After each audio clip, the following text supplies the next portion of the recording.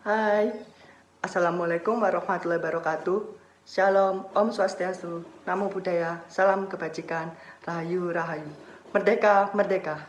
Perkenalkan, nama saya Tetis Koco, NPI 11118048. Di sini saya dan rekan saya Novia Nilamsari akan menjelaskan dari penugasan evaluasi akhir semester EAS dari mata kuliah Komunikasi dan Advokasi kelas A, dosen pengampu Bapak Edi Wahyudi. Halo, Assalamualaikum warahmatullahi wabarakatuh. Shalom, Om Swastiastu, Namo Buddhaya, Salam Kebajikan. Perkenalkan, nama saya Novia Nilamsari dengan NBI 11118085. Di sini kami akan membahas mengenai langkah-langkah strategis dalam melakukan advokasi.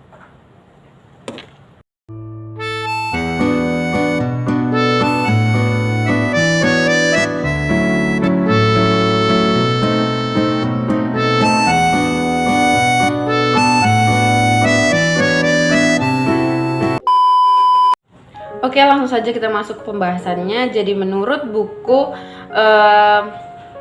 Merubah Kebijakan Publik ada 10 langkah yang bisa kita lakukan untuk melakukan advokasi. Jadi yang pertama itu kita perlu membentuk lingkaran inti. Nah, lingkaran inti ini termaksud apa? Lingkaran inti ini termaksud orang atau kelompok atau organisasi yang menjadi penggagas utama dalam perubahan atau rencana melakukan advokasi kebijakan.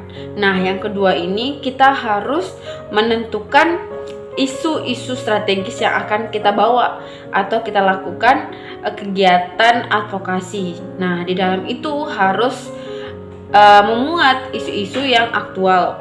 Yang kedua, harus memuat isu-isu yang penting dan mendesak untuk dilakukan kegiatan advokasi atau dilakukan perubahan akan kebijakan tersebut. Nah, yang ketiga harus sesuai dengan kebutuhan masyarakat. Jadi, advokasi yang kita lakukan atau kebijakan yang hendak kita rubah harus sesuai dengan kebutuhan yang dibutuhkan oleh masyarakat. Nah, yang keempat ini harus sesuai dengan visi, yakni perubahan sosial. Nah, yang ketiga itu kita merancang sasaran dan strategi, di mana sasaran ini yang dibentuk oleh lingkaran inti tadi. Sehingga dari situ setelah menentukan sasaran, kita menentukan strategi. Strategi apa saja yang bisa kita lakukan agar advokasi yang kita laksanakan itu benar-benar tepat sasaran dan benar-benar dipahami oleh masyarakat dan pemerintah. Nah, yang keempat itu kita harus bisa mengolah data dan mengemas informasi. Jadi, data-data atau informasi yang kita lakukan atau riset yang dilakukan, nah, data-data ini yang akan digunakan untuk melobi orang-orang pemerintahan agar kebijakan-kebijakan yang dirasa kurang pas diterapkan di masyarakat bisa dirubah atau bisa digantikan dengan kebijakan-kebijakan yang lebih baik lagi yang bisa diterima oleh masyarakat.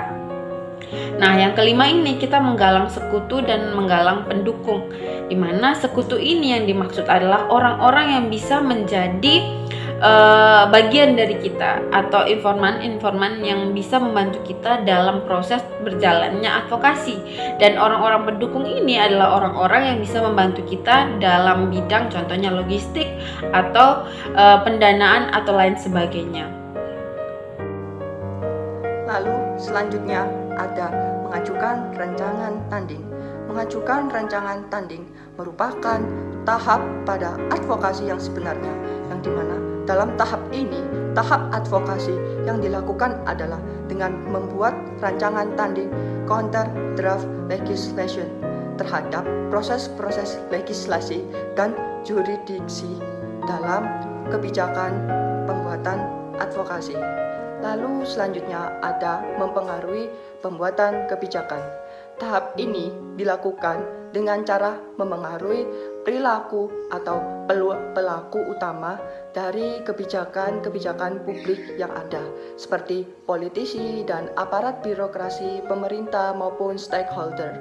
Oleh karena itu, dalam tahap ini akan berlangsung kegiatan-kegiatan seperti lobby, negosiasi, mediasi, kolaborasi, dan sebagainya. Kemudian ada membentuk pendapat umum. Jalur ketiga dalam proses advokasi dan mobilisasi maupun sosialisasi adalah proses sosialisasi dan mobilisasi. Pada jalur ini merupakan proses advokasi yang dilakukan dalam beberapa kegiatan seperti kampanye, siaran pers, unjuk rasa, mogok, boikot, pengorganisasian basis, dan pendidikan politik dalam pembuatan advokasi kebijakan. Kemudian juga ada membangun basis gerakan. Pada proses advokasi membangun basis gerakan, yaitu memusatkan perhatian pada pengembangan basis massa dari gerakan advokasi seperti pengorganisasian rakyat, pendidikan, politik, dan penyadaran sebagai bagian yang penting dalam proses-proses sosialisasi dan mobilisasi untuk melancarkan tekanan sosial dan politik ke arah terjadinya perubahan kebijakan publik yang dimana nanti arahnya lebih memihak kepada kepentingan masyarakat luas. Tidak hanya kepentingan masyarakat luas, tapi juga beberapa lapisan stakeholder sebagai pemangku kebijakan pemerintah. Yang terakhir ada memantau dan menilai program. Pemantauan terhadap keseluruhan proses advokasi menjadi penting dalam kaitannya untuk mengantisipasi berbagai kemungkinan perubahan dan keadaan serta situasi yang menuntut perubahan strategi advokasi yang dijalankan. Jika tidak, advokasi bisa menjadi tidak efektif atau bahkan kontraproduktif sama sekali. Demikian pembahasan dari evaluasi akhir semester penugasan ini. Kurang lebihnya mohon maaf bila ada salah kata baik saya maupun rekan saya. Sekian, wassalamualaikum warahmatullahi wabarakatuh. Merdeka!